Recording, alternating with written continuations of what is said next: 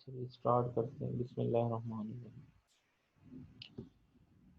इससे पहले आपने सॉफ्टवेयर डेवलपमेंट लाइफ साइकिल के बारे में एसडीएलसी के बारे में पढ़ा था। उसके अंदर जो सॉफ्टवेयर इंजीनियरिंग में डेवलपमेंट के लिए जिन फेजेस से गो थ्रू होना होता है उनकी डिस्कशन थी। अब हमारे पास जो है प्रोसेस मॉडल के बारे में है कि इसके अंदर ये क्या प्रोसीजर अडॉप्ट किया जाए कि किस किस्म के प्रोजेक्ट के लिए किस किस्म की जो है प्रोसेस मॉडल यूज किया जाए, उसके बारे में डिस्कशन। सॉफ्टवेयर डेवलपमेंट मेथडोलॉजीज, इसमें मुख्तलिफ टाइप्स होती हैं, जैसे structural development, incremental development, iterative development, agile development, reuse oriented development. ये इसकी मुख्तलिफ टाइप्स हैं कि आप जो सॉफ्टवेयर प्रोसेस मॉडल यूज करेंगे उसके लिए। To use any of above mentioned development techniques, there are various models called software process model.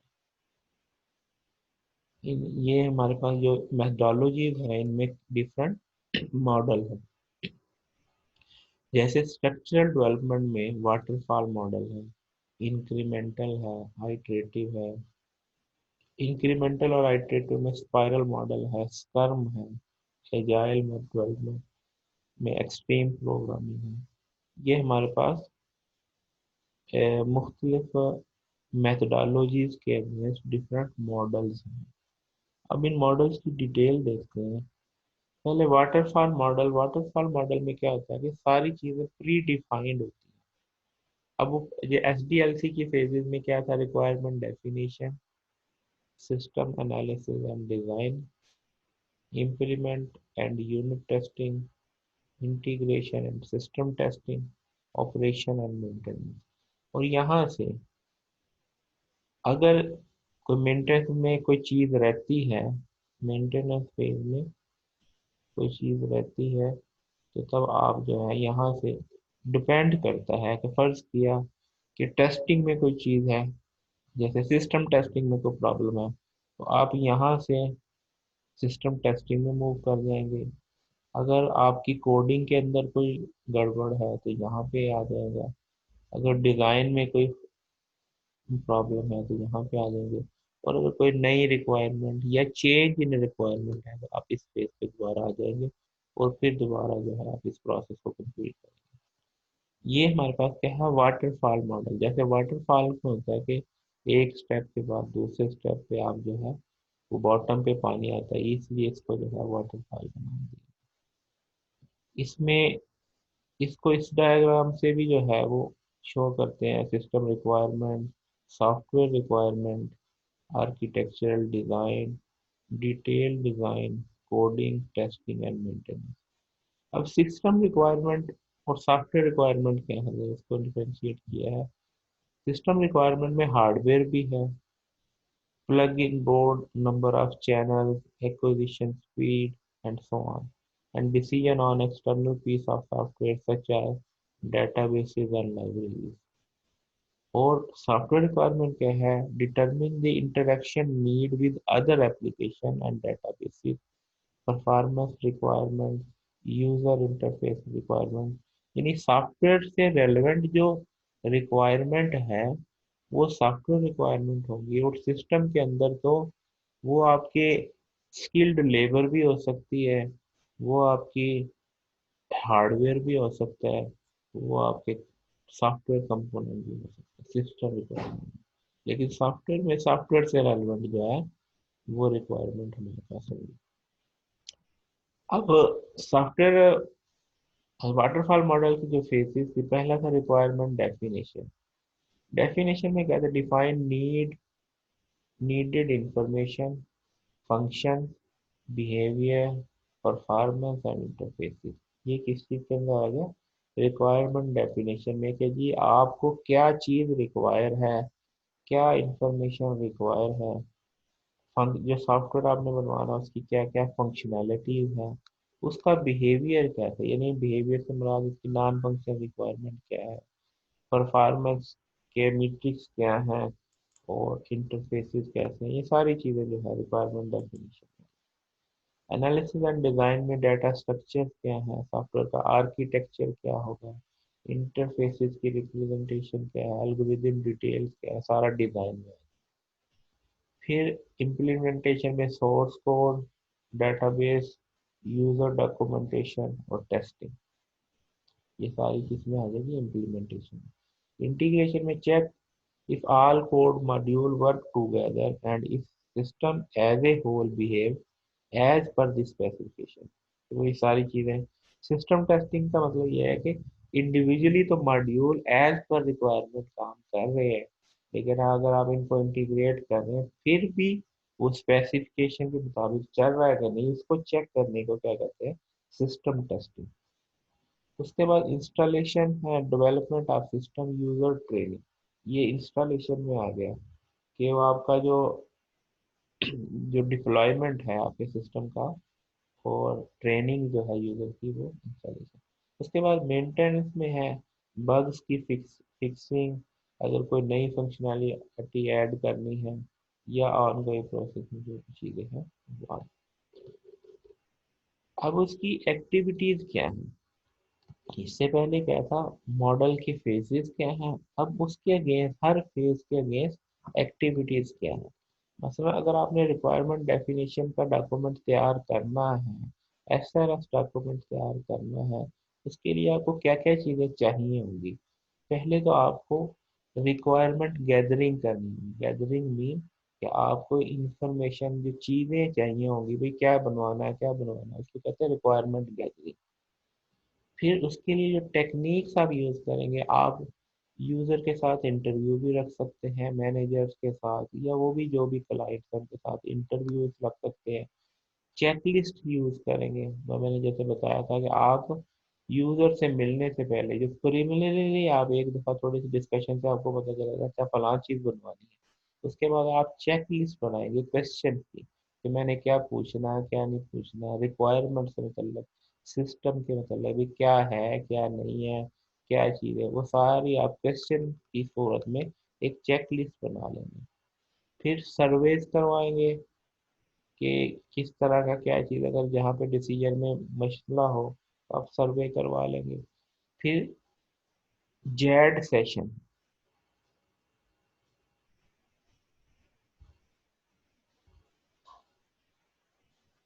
अच्छा जेड सेशन में ये बेसिकली जॉइंट, ये जेड का जो एब्रीविएशन बनता है कि ये प्लान जो है वो एक्टिविटी होती है, सॉर्ट ऑफ इंटरव्यू ही होता है, लेकिन ये एक सेकंड,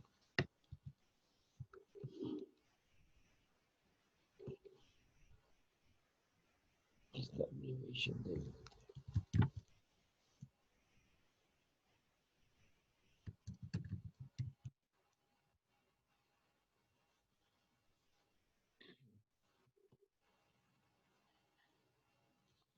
जॉइंट एप्लीकेशन डेवलपमेंट।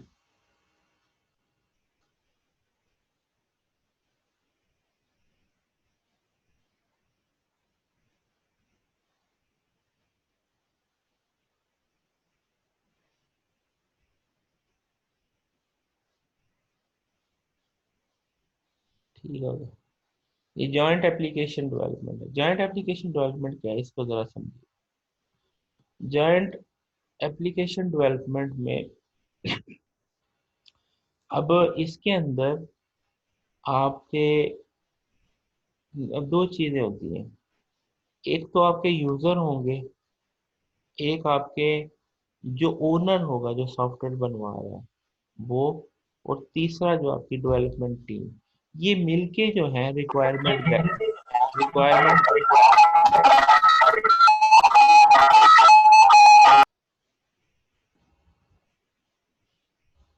ये जॉइंट एप्लीकेशन डेवलपमेंट में क्या होता है कि आप रिक्वायरमेंट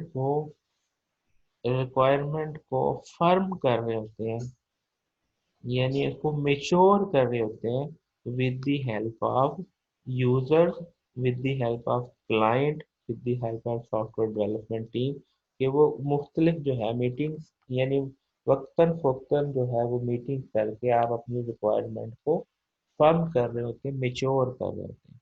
ये इसको कहते हैं जेड एक्टिविटी, जेड सेशन। फिर सिनेरियोज बनाते हैं, स्टोरी बोर्ड्स बनाते हैं। स्टोरी बोर्ड्स यानी इसके अंदर क्या होता है कि आपके पास सॉफ्टवेयर रिक्वायरमेट को फ्लोरिश करने के लिए, ये जो स्टोरी बोर्ड का जो कॉन्सेप्ट है कि ये इन हाउस एक्टिविटी होती है सॉफ्टवेयर हाउसेस के अंदर, कि उसके अंदर क्या होता है कि मसलन फर्ज किया एक रिक्वायरमेंट आई और डेवलपर ने उसके ऊपर काम करना शुरू किया, तो काम करते हुए उसको अंदर उसने यानी करते हुए उसके अंदर जो है वो एक कॉन्सेप्ट आया कि इसके अंदर तो ये चीज भी चाहिए, तो फिर वो वहां पे लिख देता है कि इसके लिए ये भी दरकार है। तो वो जो टीम मैनेजर होता है तो फिर वो उसके ऊपर भी जो है सोच विचार करके उसका भी डिजाइन बनवाता है। यानी एक रिक्वायरमेंट से और रिक्वायरमेंट्स का निकलना, डेवलपमेंट टाइप पे कोडिंग करते हुए आपको पता चलता है कि ये भी रिक्वायरमेंट का हिस्सा है, ये भी बननी चाहिए। ठीक है, तो जैसे कोडिंग करते हुए आपके जहन में भी कुछ ख्याल आता है कि नहीं इसमें तो ये चीज़ भी आनी चाहिए, तो वो जो है स्टोरी बोर्ड जो है उसके ऊपर रिक्वायरमेंट लिखी होती है, तो उसके ऊपर वो उसको एनहांस की जा रही होती है। फिर सीआरसी कार्ड्स हैं, प्रोटोटाइप्स हैं, रिपोजिटरी ग्रिड है, एनालाइजिंग एग्जिस्टिंग डॉक्यूमेंट है, इथनोग्राफी है। ये सारी एक्टिविटीज जो है ये किस में यूज होती है, रिक्वायरमेंट डेफिनेशन में। फिर रिक्वायरमेंट एनालिसिस में डिपेंडेबिलिटी मैट्रिक्स है, एसआरएस डॉक्यूमेंट है। ये डिपेंडेबिलिटी मैट्रिक्स क्या होता है कि मसलन एक रिक्वायरमेंट है, मसलन 5-6 रिक्वायरमेंट हो गई, तो वो उनकी डिपेंडेंसी देखनी कि ये रिक्वायरमेंट इस रिक्वायरमेंट पे बेस कर रही है, तो उनका जो आपस में रिलेशनशिप है रिक्वायरमेंट्स का, उसको जो है वो डिपेंडेबिलिटी मैट्रिक्स के अंदर देख रहे होते हैं कि इस इनपुट ये जो उसके ऊपर डिपेंड है, ये रिक्वायरमेंट उस रिक्वायरमेंट पर डिपेंड है, ये होगी तो ये बनेगी, ये नहीं होगी, तो इस तरीके से उसका एनालिसिस। फिर एसआरएस डॉक्यूमेंट, ये सारी हमारे पास किस में आ जाएंगी, रिक्वायरमेंट एनालिसिस में। डिजाइन के अंदर हमारे पास टूल जो है वो conceptual models, logical models, physical model, relational model, data flow model, design model. आप लोगों ने डेटाबेस का कोर्स पढ़ लिया कि पढ़ना है? पढ़ लिया हम लोगों ने। पढ़ लिया। तो ये वो आपने कंसेप्चुअल मॉडल लॉजिकल मॉडल वाला का ये सब थोड़ा सा कॉन्सेप्ट ये, था ना? ये सब कुछ पढ़ा हुआ है ऐसे। बस फिर ठीक है, तो ये इनकी मदद से जो है, इनकी मदद से फिर आप सिस्टम को डिजाइन करते हैं। जी देन बिल्कुल। इसके बाद जो है वो टेस्टिंग, टेस्टिंग में यूनिट टेस्टिंग में आपने एक मॉड्यूल बना लिया या एक एक्टिविटी या एक फंक्शनैलिटी को इम्प्लीमेंट कर लिया, तो उसको आप टेस्ट करते हैं कि ये एक प्रोसीजर था, इसको मैंने फॉलो किया, इसमें इस इनपुट के गेस ये आउटपुट आनी चाहिए, तो उसको कहते हैं यूनिट टेस्टिंग। फिर उसके बाद इंटीग्रेशन टेस्टिंग में कि आप कंबाइनली जो है, कंबाइनली उसको इम्प्लीमेंट करते हैं और देन उसके ऊपर टेस्ट लगाते हैं, तो आपके पास इंटीग्रेशन टाइम पे जो है, फिर इसी तरीके से वो सिस्टम मुकम्मल होता है तो आप सिस्टम टेस्टिंग आ जाएंगे।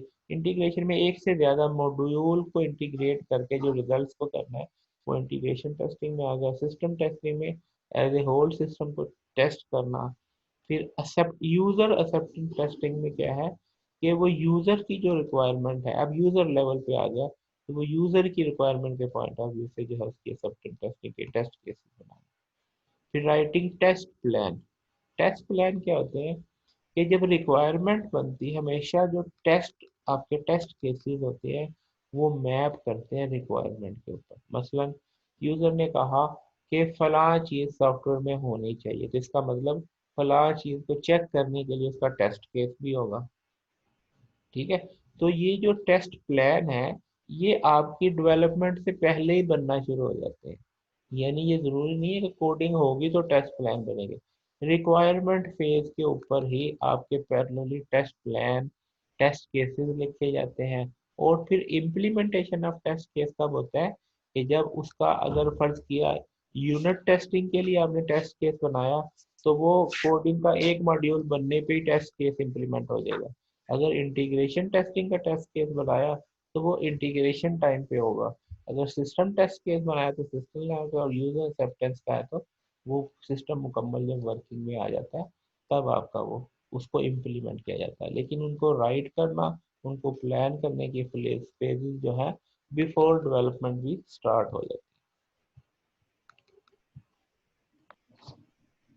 सर जी, है। जी सर जी, प्रोटोटाइपिंग का थोड़ा सा बताइएगा। हाँ, प्रोटोटाइप क्या होता है कि आप मसलन एक बिल्कुल लेमैन है, मसलन एक शॉपकीपर है, उसको आपने सॉफ्टवेयर बनाना है, आप उसको सो कहते हैं जी सॉफ्टवेयर में ये होगा, सॉफ्टवेयर में ये होगा, उसको कुछ समझ नहीं आती। तो फिर आप क्या करते हैं, आप उसके लिए उसका मुकम्मल तो नहीं, आप क्या करते हैं उसका थोड़ा सा जीयूआई बना के, और जो मॉडल रिजल्ट जो है, मॉडल रिजल्ट ये जो कंपाइल नहीं होते, जो फिक्स है, उस तरह की चीज बना के एक छोटी सी डेमो, नहीं जैसे कहते हैं कि डेमो, सॉफ्टवेयर की डेमो, यानी सॉफ्टवेयर का छोटा सा पीस का आप जीयूआई वगैरह बना के यूजर को दिखाते हैं भाई ऐसा होगा। तो उसको क्या कहते हैं, प्रोटोटाइप। तो उससे यूजर को थोड़ा अंदाजा हो, अच्छा मेरा जो सॉफ्टवेयर बनेगा वो इस तरह का हो, तो उसको क्या कहते हैं, प्रोटोटाइप। उससे वो ये होता है कि उसको थोड़ी सी तसल्ली भी हो जाती है कि हाँ भाई वो मेरे मतलब की बना है, उसी की दुकान का लोगो लग गया है, उसका थोड़ा इंटरफेस है, तो वो और खुश हो जाता है कि नहीं ये मेरे लिए ही बनता है। ठीक है, उसको क्या कहते हैं, प्रोटोटाइप। यानी वो मुकम्मल तो नहीं होता सॉफ्टवेयर, लेकिन उसका कुछ डेमो होता है। सर। अब इसमें जो टाइप ऑफ मॉडलिंग में कंसेप्चुअल मॉडल, जैसे आपके पास टाइम है, सेल्स है, प्रोडक्ट है, स्टोर है। Context model, system architecture, block diagram, ये आपके पास कंसेप्चुअल मॉडल की एग्जांपल आ गई। लॉजिकल मॉडल में आपकी ईआरडी है, डोमेन मॉडल है, यूज मॉडल है, सिस्टम सीक्वेंस डायग्राम है, क्लास डायग्राम है, interaction diagram, collaboration diagram, activity diagram, data flow diagram. इसमें से कुछ तो आपने डेटाबेस के अंदर पढ़ी होगी। ठीक है, क्लास डायग्राम आपकी जो ऑब्जेक्ट ओरिएंटेशन के अंदर जब प्रोग्रामिंग होती है उसके अंदर क्लास डायग्राम बनती है। यूज मॉडल्स के अंदर आप वो कि वो सिस्टम का यूजेज के मतलब बताया जाता है। ठीक है, तो इसी तरीके से डाटा फ्लो डायग्राम, ईआरडी, इनमें से कुछ चीज़ें आती हैं आपको। इन सारों की एग्जांपल भी हम मेरा ख्याल से इस कोर्स में भी देख लेंगे। उसके बाद फिजिकल मॉडल के अंदर आपकी design, class diagram, database schema वगैरह। जैसे ये आपके पास एक स्कीमा है, इसके अंदर बताया कि आपके डेटाबेस के अंदर फील्ड्स क्या होंगी। इसी तरीके से क्लास डायग्राम के अंदर आप बताते हैं कि क्या चीज़ें जो हैं हमारे पास, कौन क्लास के अंदर कंस्ट्रक्टर क्या होगा, डाटा मेंबर्स क्या होंगे, फंक्शंस क्या होंगे, वो सारी चीज़ें आपका फिजिकल मॉडल है। अब इसके एडवांटेजेस और डिसएडवांटेजेस क्या है, इसका ये है कि इजी टू अंडरस्टैंड है, इजी टू यूज है, यानी इसके अंदर जो फेजेस हैं उसको समझना मुश्किल नहीं है, आसान स्टेप है कि पहले ये होगा फिर ये होगा फिर ये होगा। फिर इसमें provide structure to experience staff. तो इसके अंदर जो स्ट्रक्चर है किसको प्रोवाइड किया जाता है, एक्सपीरियंस स्टाफ को। माइलस्टोन और वेल अंडरस्टूड, जो चीज़ें बनानी है वो पहले से ही अंडरस्टूड होती हैं। और सेट रिक्वायरमेंट, स्टेबिलिटी, रिक्वायरमेंट्स भी स्टेबल होती हैं। Good for management close control, plan, staff track, यानी आपने प्रोजेक्ट के दौरान ही आपको पता चल जाता है कि जनाब प्रोजेक्ट का जो है वो इन टाइम मुकम्मल हो जाएगा। प्रोजेक्ट की मैनेजमेंट करना आसान होता है कि भाई कौन सा बंदा क्या कर रहा है, क्योंकि हर चीज़ पहले से क्रिस्टल क्लियर होती है।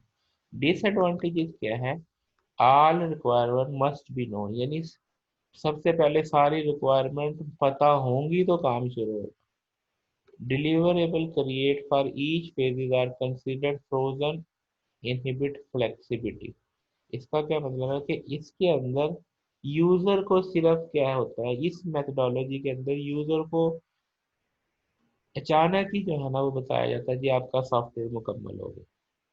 यानी आपने उससे रिक्वायरमेंट ले ली, उसके बाद सो गए, 2 महीने, 4 महीने, 6 महीने, जितने टाइम लगना उसके बाद उसको आप देखें लो जी आपका सॉफ्टवेयर। यानी इसके अंदर जो चीजें बनती है, deliverable created for each phase are considered frozen. Frozen mean के बना दिया और रख दिया, अब यूजर को कुछ पता नहीं चल रहा अभी काम हो रहा है कि नहीं हो रहा। Does not reflect problem solving nature of software development. Hydration of phase नहीं होती इसमें। इसका क्या मतलब है कि आपने यूजर से पूछा, 6 महीने के बाद लेके गए, उसने कहा ये क्या बनाया। समझ आई बात की। तो इसमें जो प्रॉब्लम सॉल्विंग नेचर है इसमें, वो बाज दफा प्रॉब्लम को रिफ्लेक्ट नहीं कर रही होती, वो अंडरस्टैंडिंग का प्रॉब्लम भी हो सकता है। Integration is one big bang at the end. होता यह है कि जब सारे कंपोनेंट्स बन जाते हैं, अब इनको जोड़ना जो है वो एक मानी रखता है, एक टीडियस एक्टिविटी बन जाती है। क्यों? कंपोनेंट बनी जा रहे हैं, बनी जा रहे हैं, बनी जा रहे हैं, अब इनको जोड़ना एक बिग बैंग की तरह का काम है। Little opportunity for customer to preview the system until it may be too late। तो कस्टमर को जो है ना कुछ पता नहीं चलता सिस्टम का कैसा बन रहा है, क्या होगा। If problem occur, you can only go back to last phase, but further back is not possible। अगर कोई मसला हो जाता है, you can only go back to the last phase, but further back is not possible।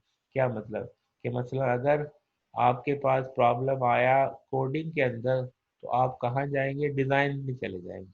Design में मसला हुआ तो रिक्वायरमेंट में चले जाएंगे। टेस्टिंग में मसला हुआ तो आप कोडिंग में चले जाएंगे। मेंटेनेंस में मसला हुआ तो आप टेस्टिंग में चले जाएंगे।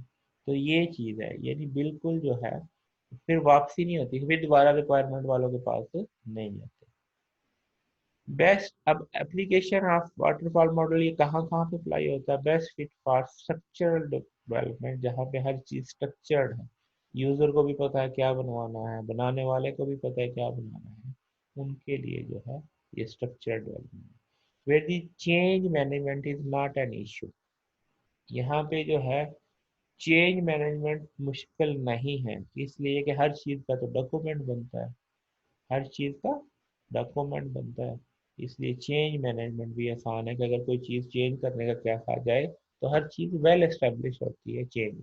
Mostly use for legacy system because for them requirement are, यानी एक मसलन एक बैंक का सिस्टम था, वो कोबोल में बना था, हर चीज़ चल रही है, ठीक है। अब उन्होंने कहा कि अब इसके अंदर जो है, अगर हम कोबोल के अंदर कोई चीज़ें चेंज करवाते हैं तो इसके अंदर जो है ना वो बड़ा मसला है।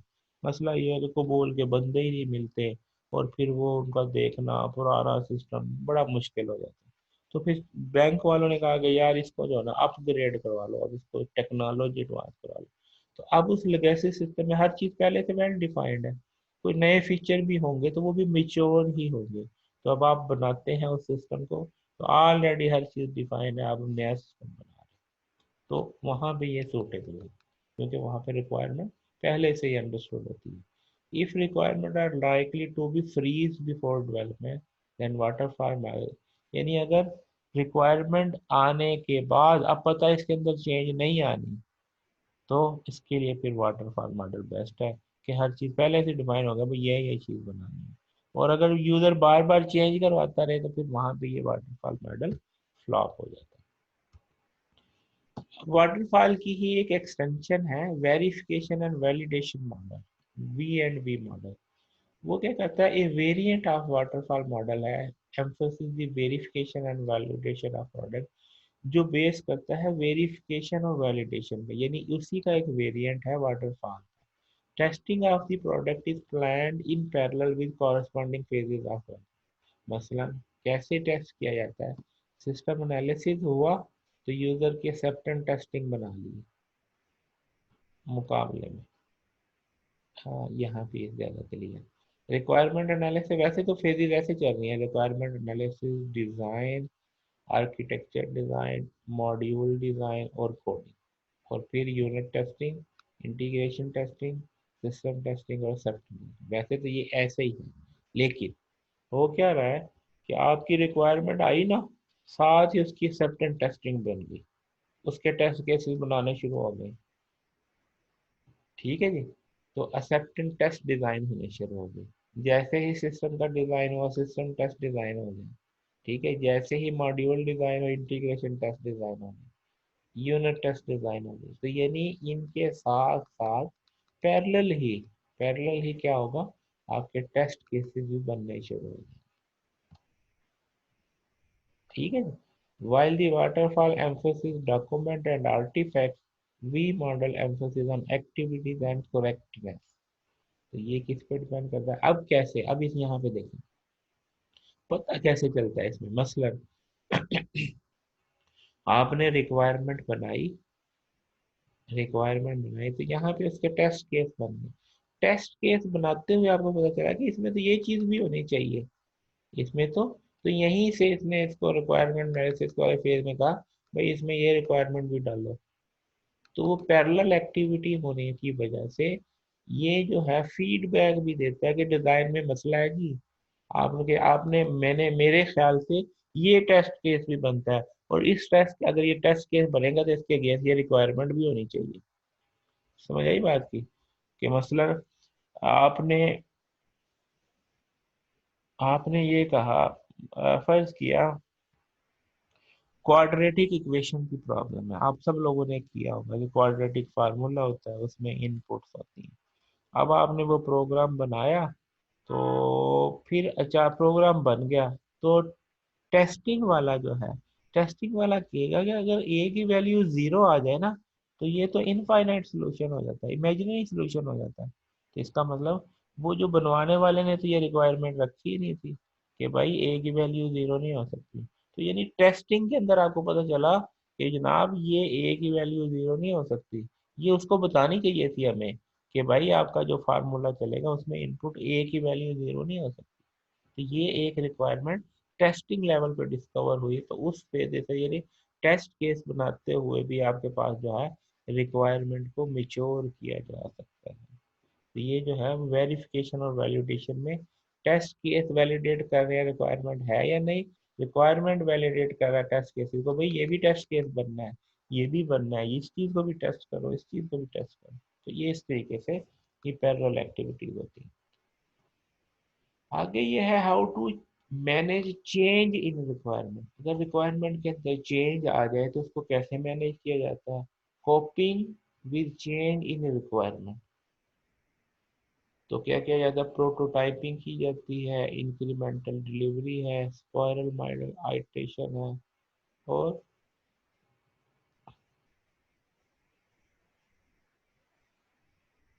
RUP जो है रैपिड डेवलपमेंट है बेसिकली, इसके एब्रीविएशन भी आ जाती है। तो आप रिक्वायरमेंट को कैसे जो है चेंज करते हैं,